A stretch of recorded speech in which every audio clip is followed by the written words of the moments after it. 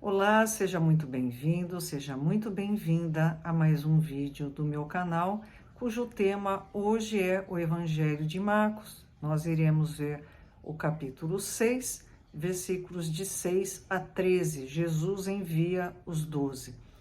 Antes de mais nada, eu peço a você que, se ainda não se inscreveu, se inscreva no meu canal, ative o sininho. Quando eu publicar um novo vídeo, você vai ser avisado. Se você gostar do vídeo, curta, compartilhe, comente. Então, Evangelho de Marcos, capítulo 6, versículos de 6 a 13. No versículo 6, o evangelista Marcos diz o seguinte: Então Jesus passou a percorrer os povoados ensinando. Mas aonde que ele estava? No vídeo anterior, vou deixar o link aí em cima, Jesus foi para Nazaré, a cidade onde ele cresceu, e lá ele foi muito mal recebido. Ele foi menosprezado. As pessoas diziam, mas o quê? Que esse cara está querendo falar aqui? Ele é aquele carpinteiro. Olha, a gente não conhece os irmãos dele, né? No José, Judas, Simão. A gente não conhece as irmãs. O que ele está querendo ensinar? Quem ele pensa que ele é? Nada mais, nada menos do que o Messias que eles estavam aguardando há séculos. Ele estava na frente deles e eles não reconheceram. Então, é esse o cenário. Jesus começou, como ele costumava fazer, percorrer os povoados e ensinar. Versículo 7. Chamando os 12 para junto de si, enviou-os de dois em dois e deu-lhes autoridade sobre os espíritos imundos. Vamos destrinchar um pouquinho. Que 12 eram esses? Eram os 12 apóstolos, aqueles que conviviam dia e noite com Jesus, aqueles a quem Jesus tinha escolhido para serem depositários dos ensinamentos dele. Bom, nós, com a nossa visão do Espiritismo, já temos consciência de que não foi uma escolha aleatória. Esses 12 vinham preparados há muito tempo para essa missão, né, de secundar Jesus nessa tarefa que ele desenvolvia aqui na Terra. Então, eles vinham se preparando ao longo de muitas existências e eram auxiliares diretos de Jesus. Jesus chamou eles, colocou de dois em dois, em duplas, né? Por que ele mandou esses apóstolos em duplas? Para que um fortalecesse o outro. Quando a gente está sozinho, a gente pode até caminhar mais rápido, mas o nosso caminho é menos seguro, menos importante, menos relevante. Então, quando um fraquejasse, o outro via e dava apoio, dizia, não, vamos em frente, é assim mesmo, né? Lembra o que Jesus nos ensinou. E assim, esse apoio mútuo era um estímulo para que eles desenvolvessem bem a sua missão. Então, ele mandou de dois em dois e deu-lhes autoridade sobre os espíritos imundos. Que espírito imundo é esse? É espírito que não toma banho? É claro que não. São espíritos obsessores. Então, Jesus reforçou, potencializou, né, a capacidade deles de realizarem um processo de desobsessão. Jesus deu a eles poder, né, autoridade para pregar, para ensinar o que Jesus estava ensinando, para curar e para expulsar demônios.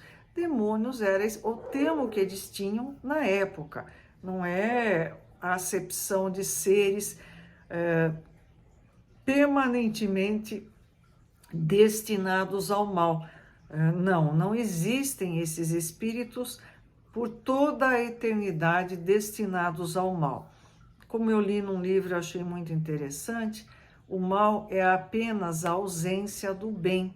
Então, assim como não existe a escuridão, existe a ausência da luz, o mal é um estado transitório. Esse transitório pode ser bastante longo, mas simplesmente um estado onde o bem não se faz presente e que isso vai ser revertido mais cedo ou mais tarde. Versículo 8. Estas foram as suas instruções, Jesus instruindo eles. Não levem nada pelo caminho, a não ser um bordão. Não levem pão, nem sacos de viagem, nem dinheiro em seus cintos. Versículo 9. Calcem sandálias, mas não levem túnica extra. Que coisa estranha, né? Vamos entender o contexto dessas instruções de Jesus. As viagens, elas eram longas e elas eram feitas a pé. Eles se deslocavam por estradas, mas a pé. Então Jesus diz assim: não levem nada pelo caminho, a não ser um bordão. Bordão é um cajado, ele auxilia nas caminhadas, principalmente nas caminhadas longas. Não levem pão. Por quê?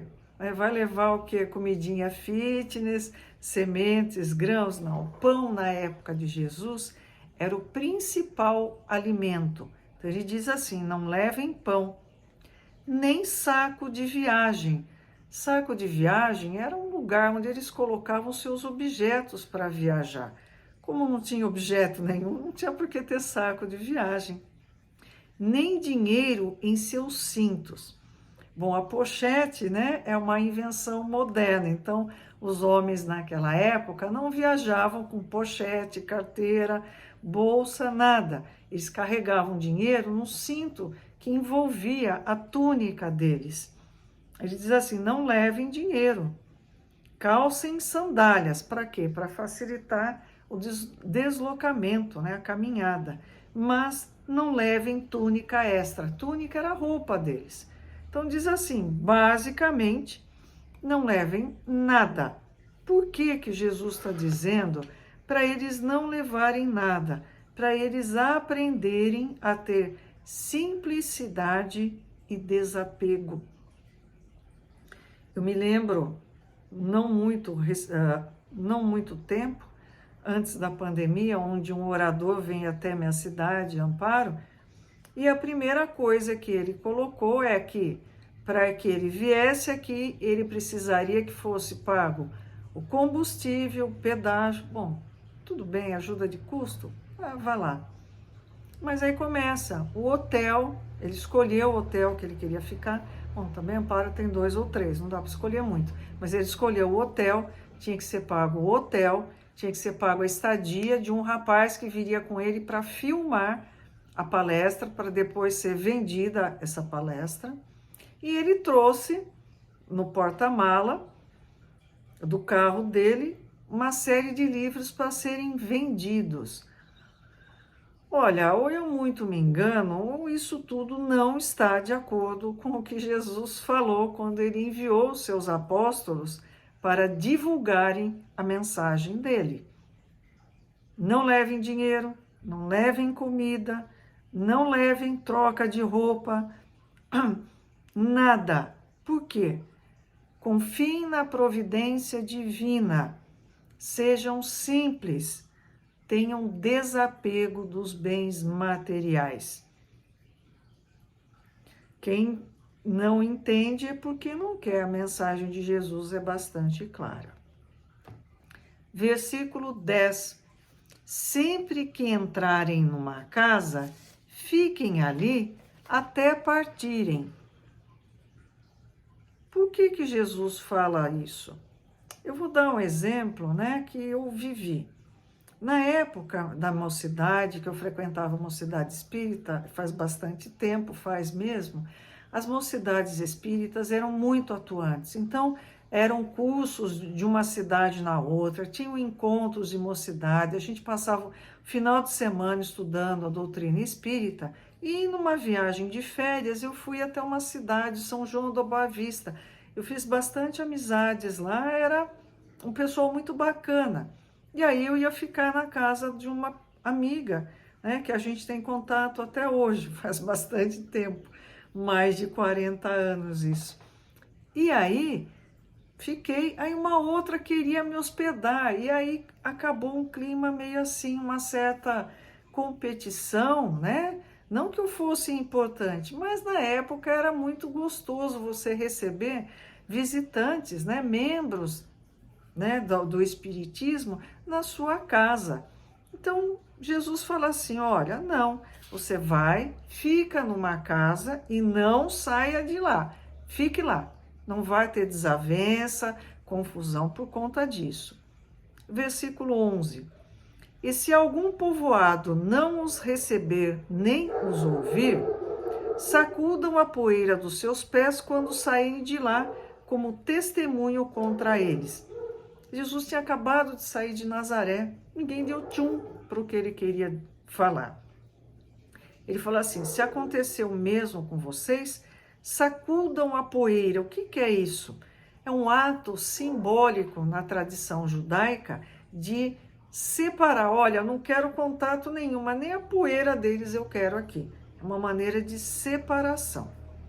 Versículo 12. Eles saíram e pregaram ao povo que se arrependesse. Versículo 13. Expulsavam muitos demônios e ungiam muitos doentes com óleo e os curavam. O ungir doentes com óleo para trazer a cura era um hábito que eles tinham já naquela época. Então, o que nós vemos? Jesus nos dá os parâmetros, as diretrizes para nós que pensamos de alguma maneira em divulgar a mensagem de Jesus. Em primeiro lugar, isso não é profissão. Nós temos exemplo de Paulo, que trabalhou arduamente como tecelão, Paulo de Tarso, para que ele se sustentasse e não fosse um peso para a comunidade cristã que estava se instaurando. Nós devemos confiar na bondade de Deus acima de tudo. Nós não podemos, em hipótese alguma, ter algum lucro na divulgação da mensagem de Jesus. Ah, mas olha, veja bem, tudo que eu adquiro, que eu consigo de lucro, eu dou para as instituições de caridade. Ótimo, perfeito. Só que nós não somos perfeitos. Então, a possibilidade da gente enfiar o pé na jaca, mesmo com boas intenções, é muito grande. Então, que sirva de alerta: despojamento, simplicidade, confiança em Deus. Deus, quando enviou Jesus, confiou plenamente em Jesus, e Jesus enviou os seus apóstolos. Nós tentamos, de alguma maneira, imitar esses apóstolos, divulgando a mensagem de Jesus. Vamos fazer o nosso melhor. Que Jesus nos abençoe e ilumine sempre os nossos caminhos. Até o próximo vídeo.